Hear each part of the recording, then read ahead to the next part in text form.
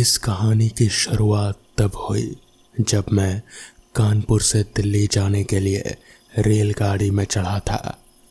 मुझे आज तक ये समझ नहीं आया कि इस कहानी पर यकीन करूं या इसे महज एक किस्सा समझकर भूल जाऊं। जब भी मैं इसे एक किस्सा मानकर भूलने की कोशिश करता हूं तो मुझे वो शख्स याद आ जाता है, वो शांत सा चेहरा और उस पर उसकी अजीब सी मुस्कान। उस मुस्कान की वजह से मुझे कई रातों तक नींद नहीं आई। मुझे अक्सर ऐसा लगता था जैसे उसकी आंखें मुझे ही देख रही हों और मुझसे ये पूछना चाहती हो कि क्या मुझे उसकी बात पर विश्वास हुआ। मेरी उससे मुलाकात ट्रेन में हुई थी। मुझे दिल्ली जाने के लिए रात की ट्रेन में ही रिजर्वेशन मिला। वैसे मुझे रात में सफ़र करना अच्छा लगता है। मस्त सोते हुए सफ़र आराम से कट जाता है।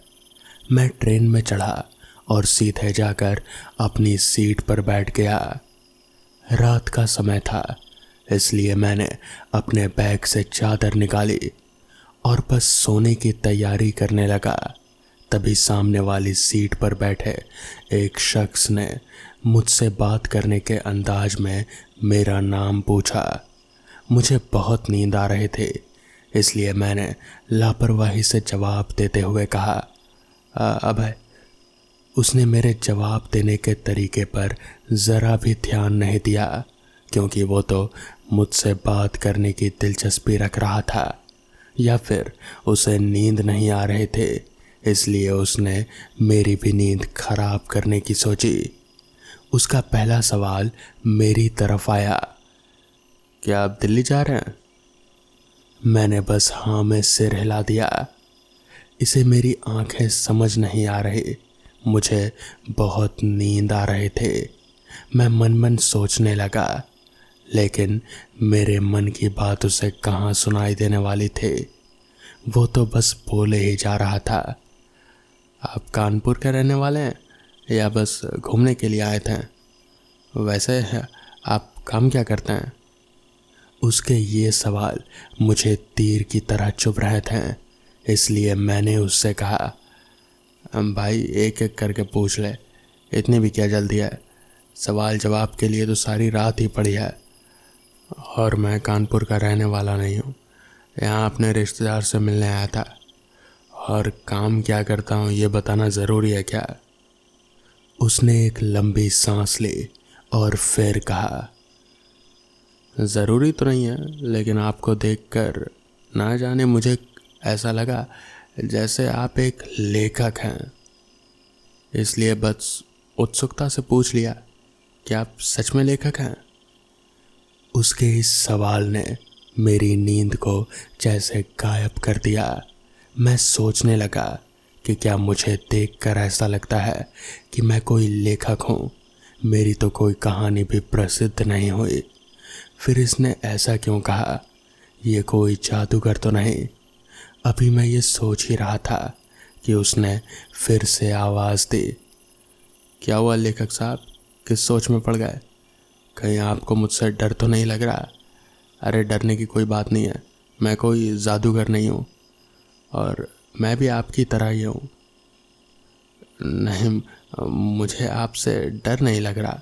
मैं तो बस ये सोच रहा हूँ कि आपको जवाब क्या दूँ। वैसे मैं एक टीचर हूँ और शौक़ के लिए लिखता हूँ, लेकिन ये बात मैं किसी को बताता नहीं हूँ। मैं इस बात से हैरान हूँ कि आपको मुझे देखकर ऐसा क्यों लगा कि मैं एक लेखक हूँ। उसने हंसते हुए कहा, जादू से, और मुझे ये भी पता है कि आप बचपन से ही लेखक बनना चाहते थे। बस इस बात को लोगों से बताने को डरते हैं, कहीं कोई आपका मजाक ना उड़ाए, इसलिए आप डर कर छुप छुप कर लिखते हैं। लेखक साहब, एक दिन लोग आपकी कहानियों को ज़रूर पढ़ेंगे, मेरा विश्वास करिए। और ये बात कहते हुए उसके चेहरे पर एक अजीब मुस्कान थी। अब मुझे सच में डर लगने लगा था। ये मेरे मन की बातों को भी सुन ले रहा है और इसे मेरे बचपन के सपने के बारे में कैसे पता चला? ये ज़रूर कोई भूत है। मैं अपनी सीट बदल लूं या ट्रेन से ही उतर जाऊं, ये मुझे कहीं कुछ कर तो नहीं देगा। मेरे मन में अजीब से ख्याल आने लगे। कहीं ये मेरे ज़िंदगी का आखिरी सफ़र तो नहीं होने वाला। ये सारे ख्याल अंदर ही अंदर मुझे अब डरा रहे थे। लेखक साहब, किन ख्यालों में खो गए आप? अरे डरने की कोई ज़रूरत नहीं है, मैं कोई भूत नहीं हूँ। ये देखिए मेरा टिकट। ऐसा कहकर उसने जेब से एक कागज़ निकालकर मेरी आंखों के सामने से घुमाया और फिर तुरंत उसे वापस रख लिया।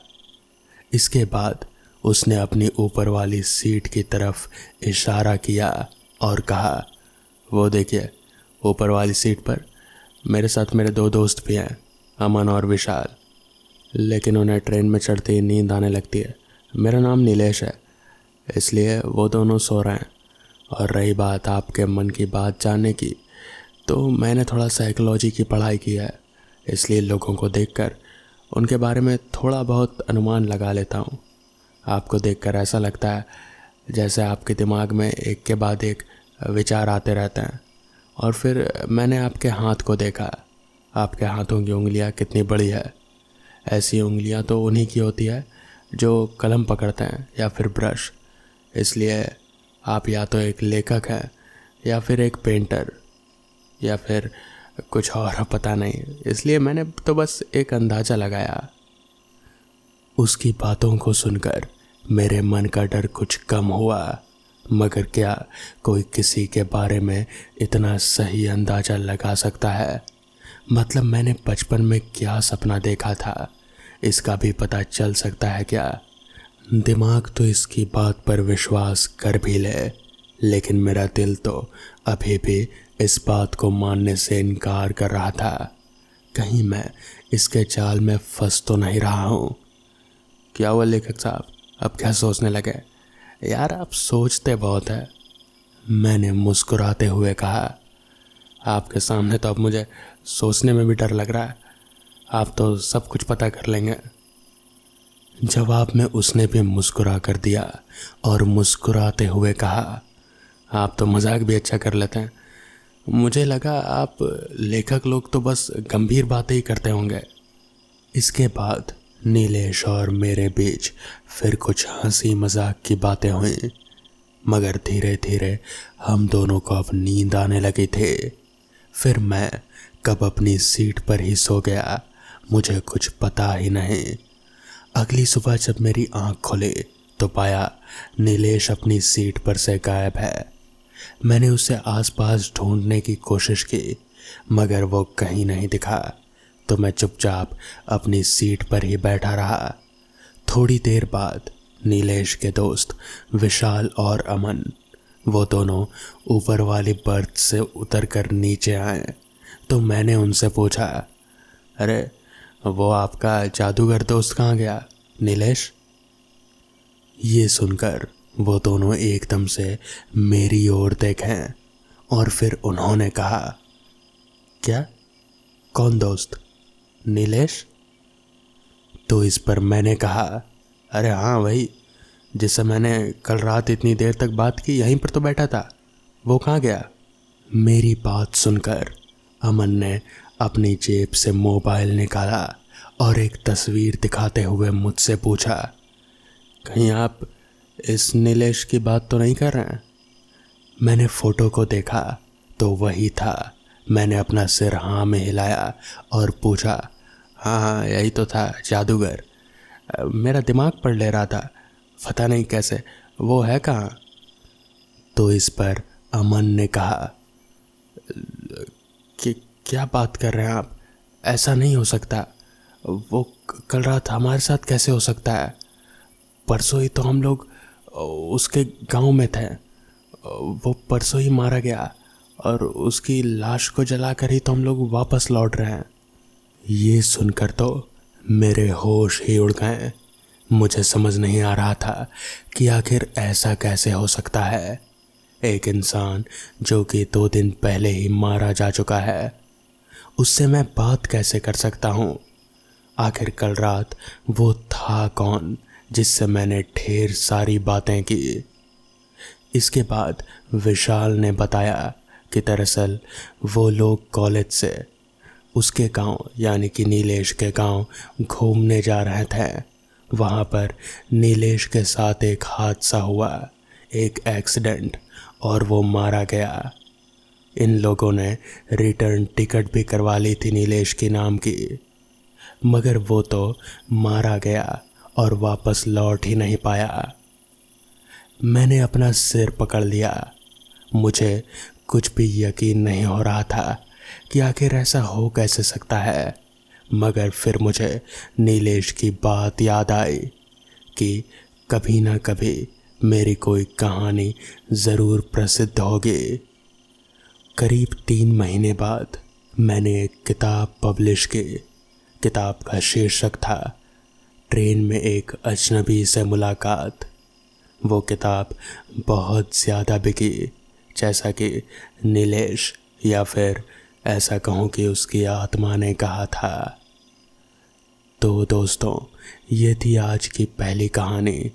तो चलिए बढ़ते हैं आज की दूसरी कहानी की ओर। इस समय रात के 12 बज चुके थे। सुल्तान को दूसरे शहर में अपने अब्बू के लिए दवा लेने जाना था। कुछ दवाइयों का इस शहर में टोटा पड़ गया था और जो थोड़ी बहुत मिल भी रहे थे उनके दाम दवा विक्रेताओं ने बहुत बढ़ा चढ़ा कर लगा रखे थे। सुल्तान को लगा अगर पास वाले शहर से दवा ले आई जाए तो बहुत सस्ती पड़ेगी, क्योंकि उसके अब्बू की दवा बहुत लंबे समय तक चलनी थी। इसलिए वो आज सुबह ही लखनऊ निकल गया था। लखनऊ उत्तर प्रदेश की राजधानी है, तो वहाँ हर हाल में हर दवा मिल ही जानी चाहिए थी। दवा लेकर लौटते हुए काफ़ी रात हो चुकी थी। आधी रात होने को आई, इसलिए बस स्टेशन पर अब बिल्कुल सन्नाटा होने लगा था। दूसरे दिन डॉक्टर से मिलकर दवा दिखा लेंगे, ये सोचकर वो बस अड्डे से बाहर निकला। उसने साइकिल स्टैंड से अपनी साइकिल निकाली और घर के लिए आगे बढ़ने लगा। देर हो चुकी थी। वो इस समय तक थक भी चुका था और जल्दी से जल्दी बस घर पहुंचना चाहता था, जिससे वो आराम कर सके।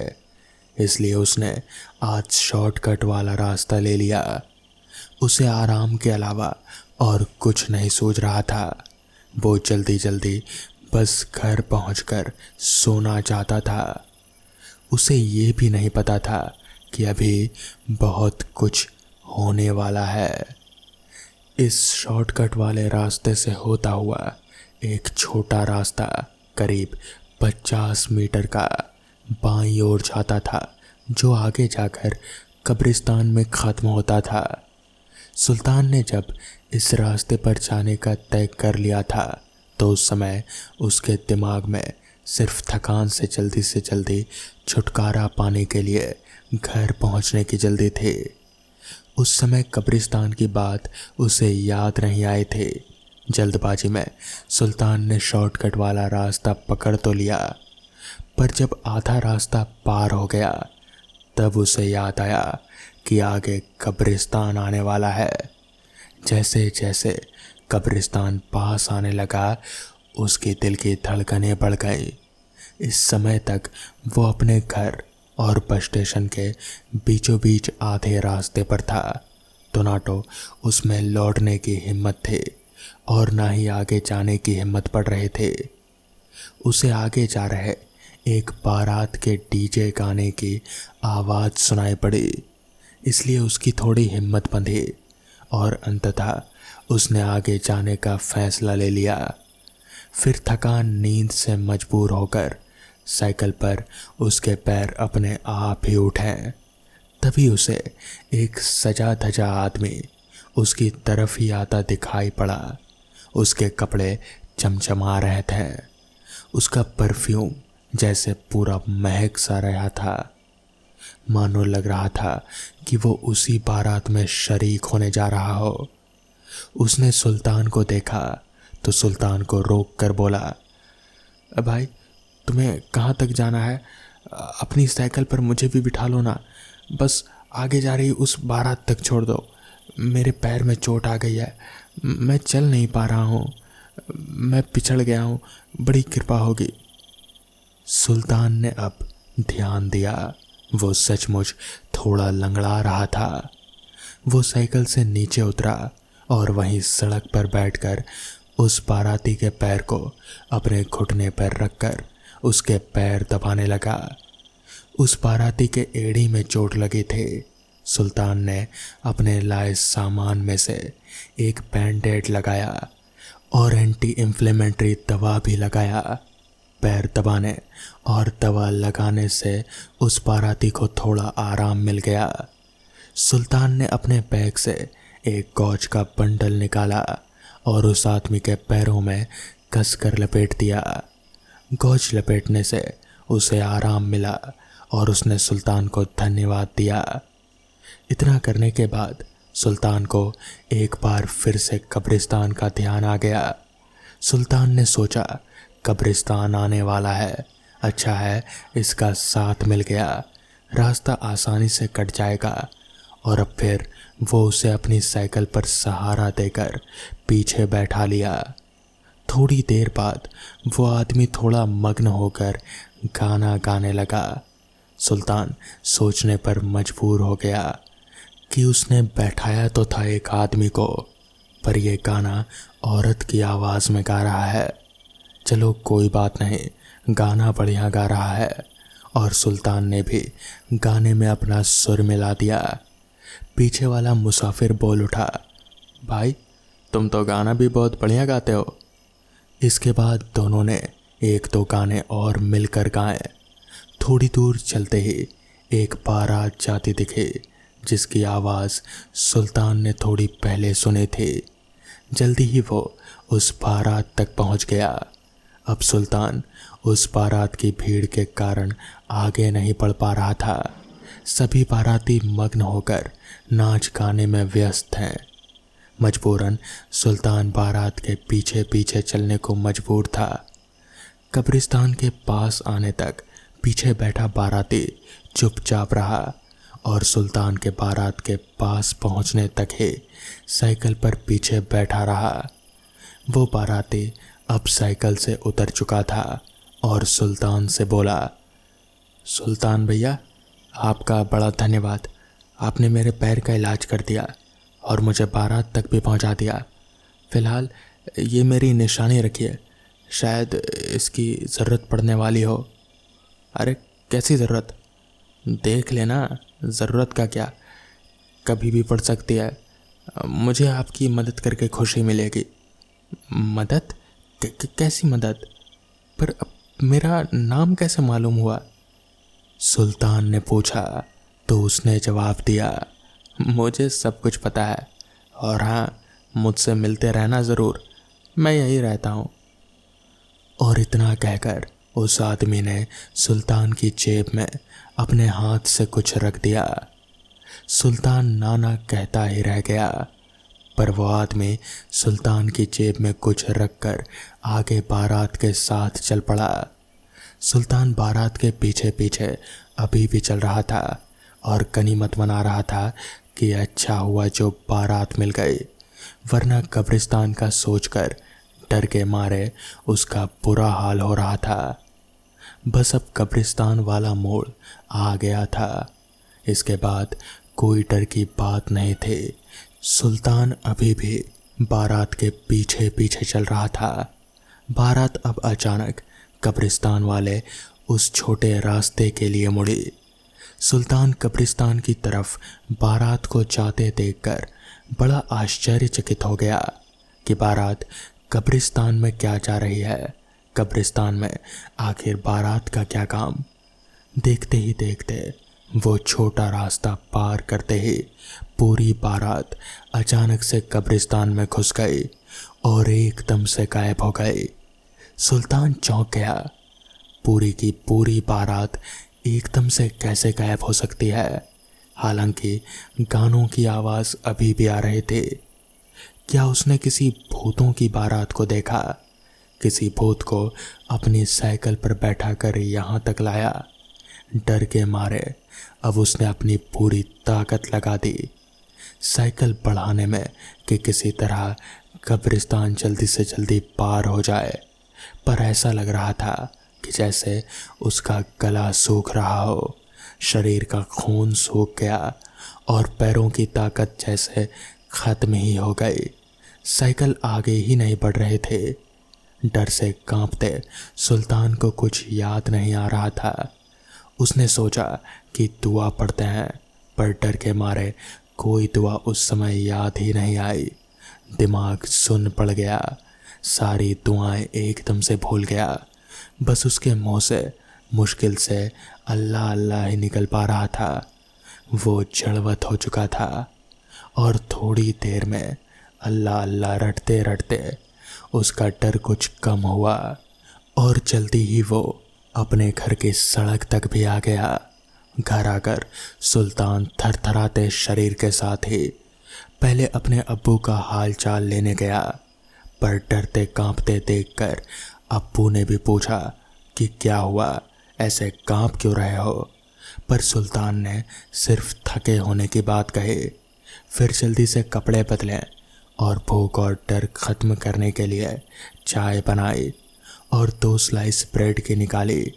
चाय के साथ ब्रेड खाया। जब बेड पर सुल्तान लेटा तब आज रात की बात सोचते हुए कब उसकी आंख लगी उसे होश ही नहीं आया और वो खर्राटे मारते हुए सो गया। दूसरे दिन जब वो सोकर उठा तो सिर पर थोड़ा दर्द था। फ्रेश होने के लिए उसने चाय बनाई और बीती रात की घटना के बारे में सोचने लगा। क्या सचमुच उसने भूतों की बारात देखे थे? फिर तो जो बाराती उसकी साइकिल के पीछे बैठा था वो भी भूत ही रहा होगा। उसे झुरझुरी हो आई। उसने उस भूत के साथ मिलकर गाना गाया था।